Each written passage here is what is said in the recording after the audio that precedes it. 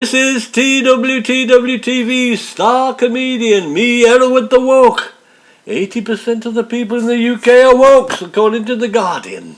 Our army is getting bigger every day, and boy do we need this army, as the vast majority of the media is in the hands of the enemy. Come on, Joe Biden. Come on, the United Nations. Come to West Devon. We need you. By the way, if this isn't very good, I'm watching porn on my mobile phone while I'm writing it. Well, who just climbed out of the swamp? It's the inimitably competitive Piers Morgan. Why do wokies suckle the joy out of life, he said. Suck it out and eat it and enjoy it like bees making honey for the planet.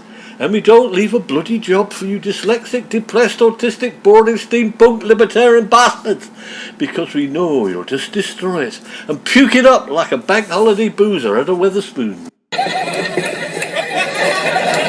He's got a foul mouth, hasn't he? This week, Boris threatened to privatise the arse out of the passport office over delays. More Operation Red Meat from Boris, that is. And then he goes all snowflake over Angela Rayner's legs, whilst Neil Parish masturbates on the back benches. Wipe the benches before you sit down, ladies, don't forget. Another exciting fact was exposed this week. Male spiders catapult themselves through the air to escape being eaten by females. Perhaps Boris should try this when Angela Rayner starts crossing and uncrossing her legs, covered in silk stockings. Oh, scary. But Baron Frost, a member of the Tory cabinet, he claimed Brexit has gone remarkably smoothly amid rising food costs and falling trade. Like everything the Tories do and say, this is obvious deceit. I wouldn't like to see a rough Brexit, would you? That would mean turning Tesco's into a food bank and lorries backed up to the M4. Apparently, there was a man on the verge of insanity after eating only raw meat for 166 days, and his name wasn't Boris Johnson. But it is the National Front, isn't it? After being fed a diet of Operation Red Meat by the gutter press for the past 6 months. The far-right libertarians boast about their mental state all the time, and it's fucking true. I exposed a National Front paedophile ring and drug-dealing operation in my village 6 years ago, and suddenly I had National Front councillors and little yob shopkeepers all concerned about my mental health. You need sectioning, they yelled, tapping their heads and saying, mad, mad, mad, all on camera. Another common sight this week were suitcases of COVID loan cash, which were seized at UK's borders. Well, that is a Brexit export success for Boris. Nick as much money as you bloody can and send it overseas. So now we know what was really in the suitcases. Boris was supposed to be buying wine in for his party. Whilst the hysteria about working from home continues to mount, doesn't it? In China, they would come round your house in hazmat suits and break your floor down, preferably your door down, drag you off to the office and kill your pet fucking dog. Where's your red meat now, big dog? You don't want China upstaging you, do you, you wimp? The Express wrote on Ukraine, Putin has been urged to bomb totally boorish Britain with the terrifying Satan II nuclear weapon. No, don't do that, Vladimir. Just bomb totally Boris Britain. All the bloody Tory voters. This week, our social mobility head, steampunk Catherine Burble Singh, claimed girls shun physics because there's a lot of hard maths. That's not very woke, is it? So the implication is that girls don't like hard maths, but they excel, don't they, in making daisy chains, pressing flowers, stitching samplers and doing makeup.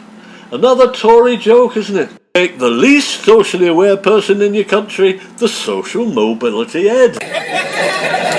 Apparently, children as young as 8 are pretending to be drug lords in the school playground. Pretending? I thought the police were trying to make out children really were county lines drug dealers. County lines is a joke, isn't it? By county lines, they mean Liverpool, Manchester, Bristol and Belfast. And they aren't bloody counties. Another bloody failure. The number of inactive adults in England has risen by 1.3 million since COVID. That's the number of people who've bloody injured themselves doing Joe Wicks's exercise videos, including himself. Just incredible the amount of water you guys have to put up with. The Duke of Cambridge praised first responders this week, who worked for 8 days straight to rescue those caught up in a truly horrendous Australian flood. It's just incredible the amount of water you guys have to put up with. Is that his best shout-out line?